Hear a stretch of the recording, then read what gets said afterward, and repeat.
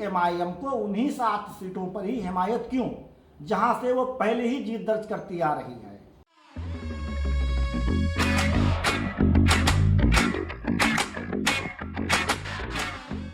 अस्सलामु अलैकुम रहमतुल्लाहि व बरकातुहू।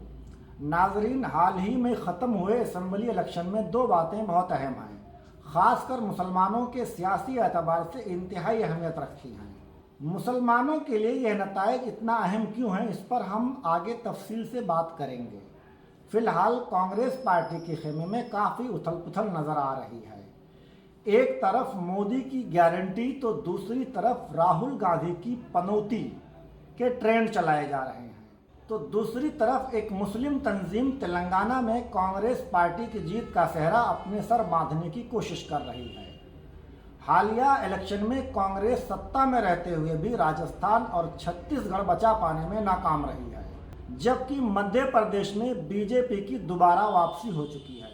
इलेक्शन के फौरन बाद जयपुर से आने वाली खबरें काफ़ी हैरानकुन हैं, लेकिन तवक्को के खिलाफ नहीं कही जा सकती।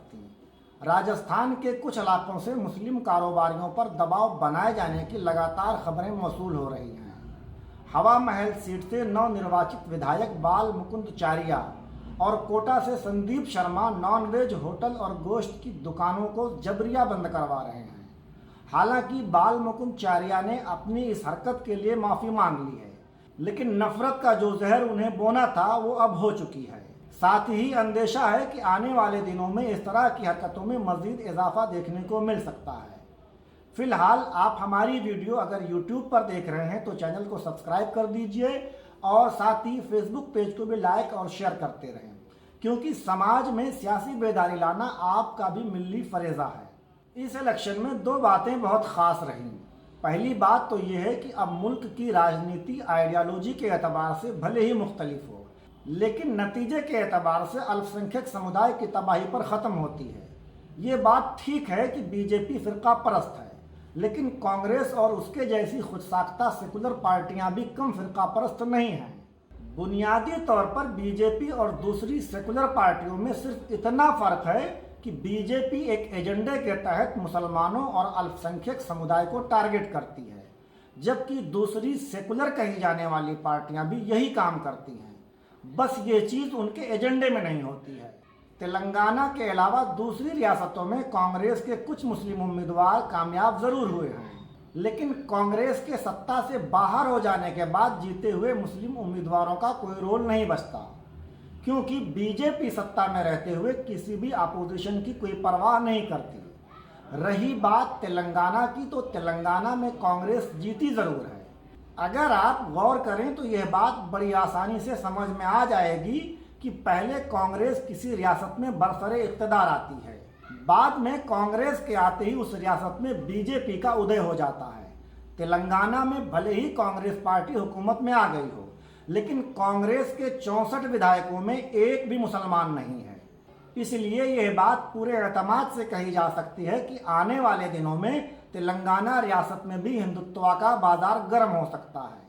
अब आने वाला वक्त बताएगा कि तेलंगाना में भी राजस्थान और छत्तीसगढ़ की तर्ज पर बीजेपी का उदय होगा या नहीं।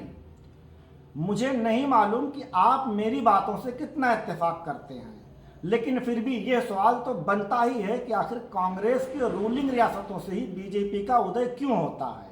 दूसरी बात जिसकी जानिब मैं आपकी तवज्जो दिलाना ज़रूरी समझता हूँ वो ये है कि जमाते इस्लामी हिंद की जानिब से एक दावा ये किया जा रहा है कि तेलंगाना में जमाते इस्लामी हिंद ने कुछ चुनिंदा सीटों पर मुख्तलिफ पार्टियों को सपोर्ट किया है। दावे के मुताबिक जिन उम्मीदवारों को जमाते इस्लामी हिंद ने सपोर्ट किया, उसमें से ज़्यादातर उम्मीदवार इलेक्शन जीतने में कामयाब रहे। जमाते इस्लामी हिंद के दावे का यह चार्ट मुझे welfare party of India UP के ऑफिशियल व्हाट्सएप ग्रुप से मौसूल हुआ है, जिसमें दावा किया गया है कि तेलंगाना में कुल 119 सीटों पर जमाते इस्लामी हिंद ने अलग अलग पार्टियों के अलग अलग उम्मीदवारों को हिमायत की, जिसमें से 86 सीटों पर उन उम्मीदवारों को कामयाबी भी मिली। चार्ट के मुताबिक कांग्रेस को 69, टीआरएस जिसको अब बीआरएस भी कहा जाता है को 41, एमआईएम को 7, बीएसपी और सीपीआई को एक सीटों पर जमाते इस्लामी हिंद ने सपोर्ट का ऐलान किया था, जिसमें कांग्रेस को 69, बीआरएस को 41,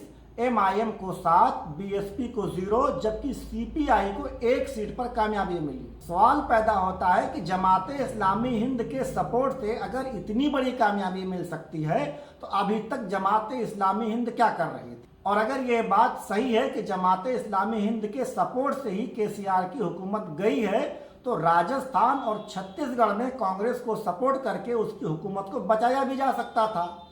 आखिर जमात इस्लामी हिंद ने राजस्थान और छत्तीसगढ़ में ऐसा क्यों नहीं किया?